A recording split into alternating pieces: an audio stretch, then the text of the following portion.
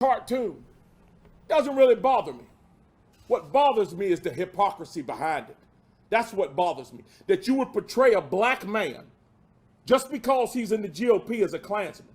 That you would portray an American Indian woman, a Native American woman, Olivia Oxendine, who is a Lumbee Indian, and who has had to face the Klan face to face and their egregious actions and has had to fight against them. You would portray her as something that vile. The hypocrisy is mind-numbing, folks. And I'm here to tell you right now, this office is not going to stand by and let it go by. And when I'm not going to go along to get along, I'm going to call them out on every time. Because here it is. What I want to know from WRAL, is that who you are? Is that who you want to represent yourself to be in this state? And again, it's not a private individual. It's not a private Facebook page. That is a newspaper. It sells itself to millions of people across this state that would put something that vile out. When I understand the person who drew this is an 8th grade social studies teacher. If that's true and he's teaching these falsehoods, because by the way, wasn't anybody in the GOP that promoted the Ku Klux Klan and the ideals thereof? I can tell you who did that. If he's promoting this in WRAL, what is he doing in his classroom? So these standards are divisive.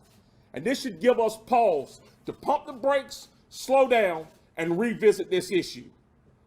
And not pass these standards on tomorrow or on Thursday. Well, we're busy investigating people for simply going to Washington, D.C. And yes, the vast majority of people who went to Washington, D.C. just went to have their voice heard. There was a small minority who did some very bad things and should be punished. But the vast majority of people who went to Washington, D.C. simply went to have their grievances addressed.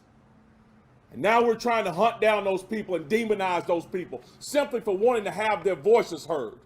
While a teacher in a North Carolina middle school would draw a drawing like that, depicting the first black lieutenant governor as a Ku Klux Klansman. It's something we cannot stand for, folks. It's something that I'm not going to stand for. Free speech, yes, I'm all for it.